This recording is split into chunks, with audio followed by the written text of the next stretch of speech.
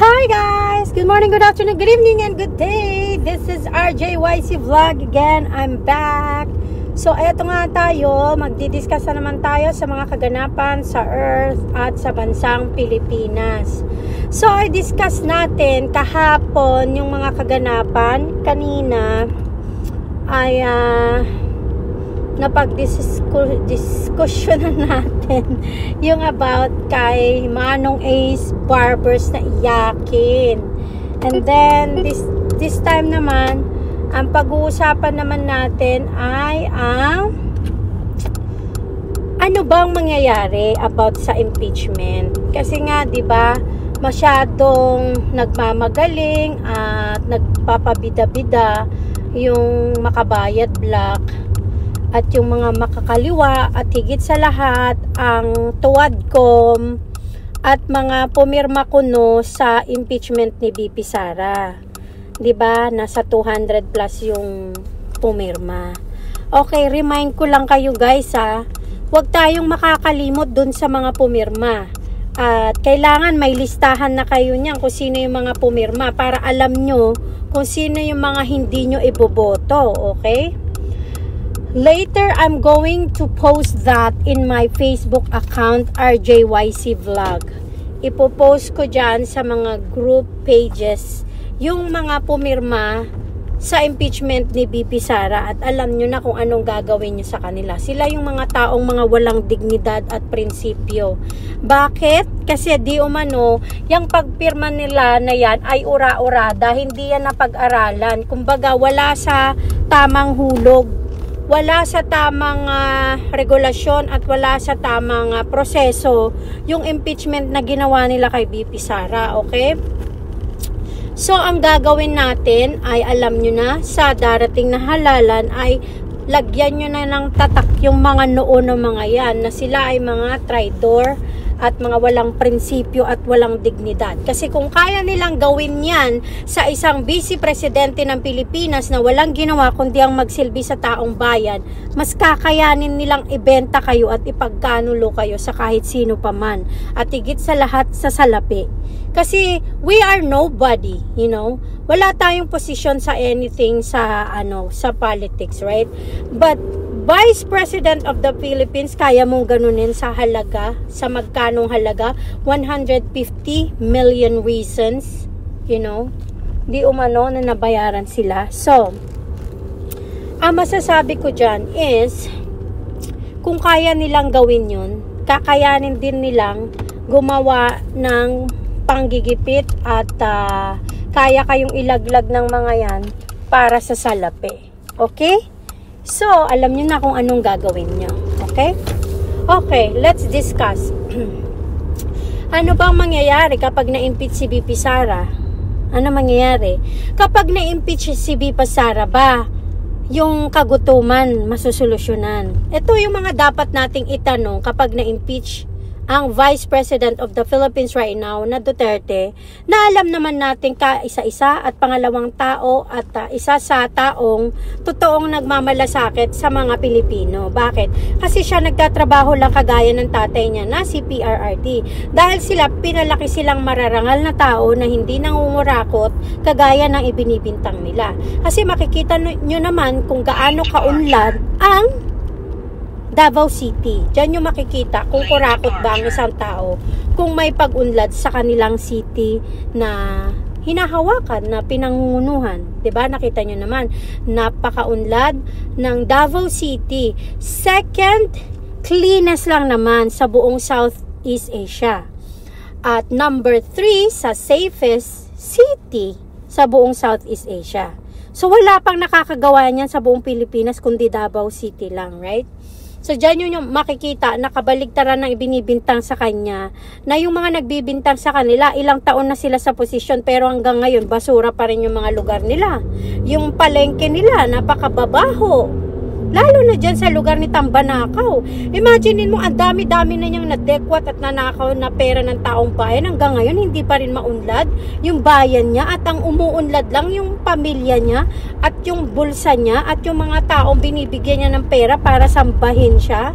'Di ba? So, pag-usapan natin, ano bang mangyayari at anong pagkakaiba kapag ka na-impeach nga si VP Sara sa Senado? Like, halimbawa, nag-trial sila at na-impeach na siya talaga, natanggal ba siya? Ang tanong dyan, yung bang kagutuman sa Pilipinas ay masusolusyonan na kapag ka natanggal siya sa posisyon at hindi na siya makatakbo sa kahit na anong posisyon forever? Masusolusyonan ba yon yung kahirapan ng bansang Pilipinas? At mawawala ba lahat ng mga kriminal, lalong-lalo na yung droga sa Pilipinas kapag ganun ang nangyari, kapag natanggal siya? Bababa ba ang mga bilihin kapag nangyari yon at natanggal siya? Ano pa ba? Ang ilan pa sa katanungan. Bababa ba ang mga bilihin? Uunlad ba ang agrikultura? Uunlad ba ang edukasyon? Maibabalik ba yung mga dinekwat nilang Maharlika funds, PhilHealth funds, mga ganyan? Mababalik ba yun? Kaya pag tinanggal nyo ang Vice President of the Philippines? Yung problema ngayon sa buy, come, scam, masusolusyonan ba yun kapag tinanggal nyo ang Vice Presidente ng Pilipinas? Masusolusyonan ba yun kapag tinanggal nyo siya? Yun ang ilan sa katanungan. Ano pa? Kapag tinanggal nyo ang Vice Presidente ng Pilipinas, mga bilihin at mas magiging maunlad ang buhay ng mga Pilipino? At matitigil na ba ang korupsyon at maibabalik lahat ng ninakaw nila na 241 billion sa buy, come, scam na naging anomalya nitong mga at mga sabay cameral at gumawa ng budget ng Pilipinas? Mababalik ba yan? Yan ang mga katanungan. Kasi kung ang katanungan dyan ay ang sagot ay oo, then yeah, might as well remove her from the office. But the answer is no. Not even one of my 6 questions may sagot na yes. Dahil kahit anong mangyari, hindi na magbabago ang bansang Pilipinas hanggat nandyan yung mga namumunong korap. Okay? So, eto ang tanong. Eto ngayon ang tanong. Pag etong si Bangag o si BBM Marcos ay siya yung natanggal, meron bang magbabago sa Pilipinas? Yan ang magandang tanong. Kapag siya yung natanggal bilang presidente ng Pilipinas ngayon, meron bang magbabago? Sasagutin ko yan. At ang sagot ay meron. Yes, meron. Bakit? Kasi kapag natanggal na yang si Bangag at ang umupo ay si VP Sara, lahat ng mga kawatan na nakaupo ngayon sa posisyon sa gobyerno ng Pilipinas ay tatanggalin lahat ni VP Sara yan at mawawala lahat ng mga yan. That means, yung pagnanakaw na ginagawa nila ay posibleng mawala rin. Posibleng mabawasan din at posibleng masolusyonan yung mga problema. That's what I meant. So, ang tanong ko, meron bang mangyayari kung ganon ang gagawin? Natatanggalin si Marcos? Yes, meron.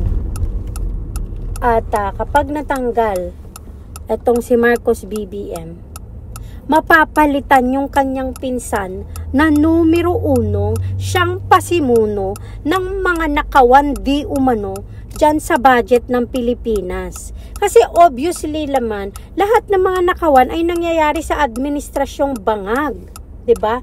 Nangyayari sa administrasyong Bangag. So, kung nangyayari yan ngayon sa administrasyon ni Bangag at kapag siya ay natanggal, may possibility ring tanggalin ay ang pinsan niya kapag si Vice President na ang magiging presidente ng Pilipinas. So, maraming pagbabagong pwedeng mangyari. What about yung mga droga?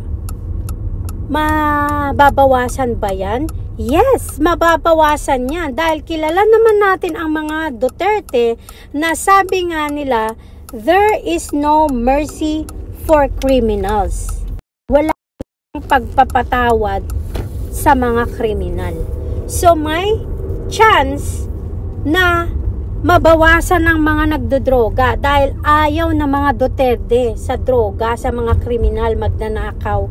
At ang number one na dahilan ng mga krimen ngayon ay dahil ang mga ay naglango sa ipinagbabawal na gamot, kaya sila malakas ang loob gumawa ng kalokohan at krimen. Yan ang reason, okay? So, kung matatanggal itong si Bangag, yes, may possibility at may pag-asa pa ang bansang Pilipinas para bumalik uli sa dati na maging safe ang pakiramdam nila everyday na merong nangyayaring hindi maganda sa Pilipinas. And I'm pretty sure it will happen kapag matatanggal ang Bangag na Pangulo ng Pilipinas ngayon. Maraming pwedeng magandang mangyari kapag ang matatanggal ay yung Bangag na presidente. Dahil ang mga Dutertes ayaw sa mga kriminal at gumagawa ng kalokohan sa bansang Pilipinas. So I'm pretty sure merong magandang mangyayari sa Pilipinas kung matatanggal ang presidente ngayon. Yan lang ang masasabi ko. Yes, there's gonna be changes if the president ngayon ang siyang matanggal.